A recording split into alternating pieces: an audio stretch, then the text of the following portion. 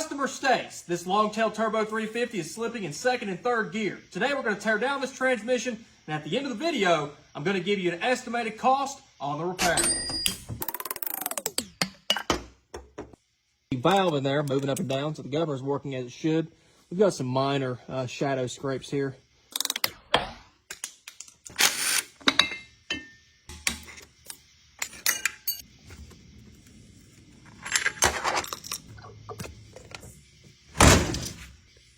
And this transmission is absolutely full of metal.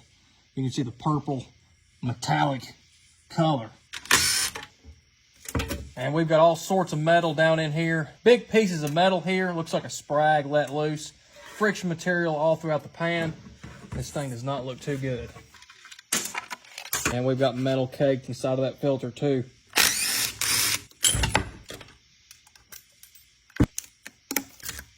Now we do have a black Trans-Tech separator plate here, so that's a nice nice touch. That can go right back on this whenever we rebuild it.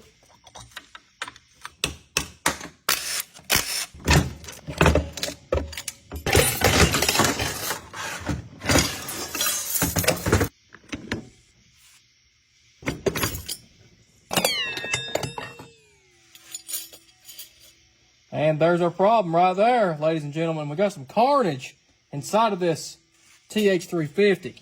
You can see that the race for the center support has absolutely exploded. So the center support's going to be bad, the lower planetary is going to be bad. All this in the bottom of this transmission is going to be destroyed. There is the upper part of your roller clutch, or sprag, whatever you want to call it.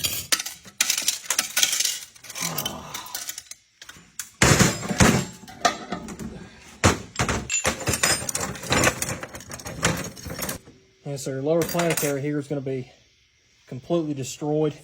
That inner race for that center support sits down on top of this planetary, and that is just irreparable. That's gone. Lower reverse clutch pack, that's gone. The main center support here, it's got a big chip out of it there. I've also seen these break in half. We're not going to use that. Here's your three-piece center support race. That's completely destroyed right there. So that sprag has left the chat, ladies and gentlemen. TH350 have disco potty. Center support sprag not invited. Our intermediate clutch pack here is definitely showing signs of wear. They're not completely obliterated.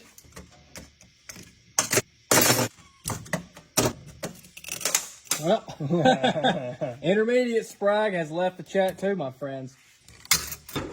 Our direct clutch here. This comes on in third gear. These don't look bad at all.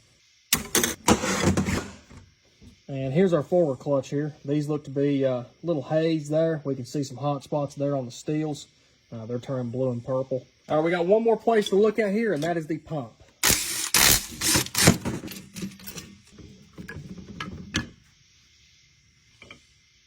All right, we're looking at the pump pocket here, and you guys can see all of these major scratches down here in the bottom and around here along the side. If I put this back into the transmission, there is going to be a significant decrease in line pressure due to this pump being scuffed up like this. So the gear body is going to be deemed bad. These scratches are very, very significant. Okay, now we're looking at the pump stator here. Typically, you'll see it right here. This is a very crucial spot, but I'm actually seeing a lot of scratches here along the outside edge right here. Now, I can go get this cut down about 5 thousandths, and that will clean that up. But this pump stator cannot go back in there the way that it is, because again, if I put the gear body in there and I put this pump stator back in there, this transmission is going to have inadequate pressure, and it's going to end up burning something up, and the customer is going to be calling. And we also have a bad upper planetary. These planets here are wobbling side to side very, very significantly. All right, guys, you saw in the video that transmission, the complete lower end of that thing was completely obliterated, and the pump was gone as well.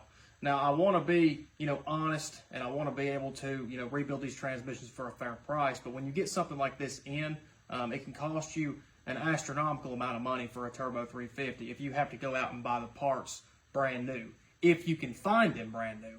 Typically, for something like, this, it's 50 years old. The parts are not very available, so you have to go and get cores and hope that your core is good, and then tear it down to have parts on the shelf.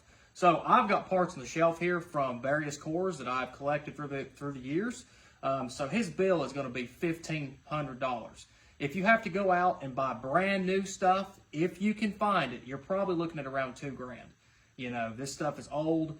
You can't find this stuff hardly at all anymore. So, but I'm cutting him a good deal because I have parts on the shelf from various different cores.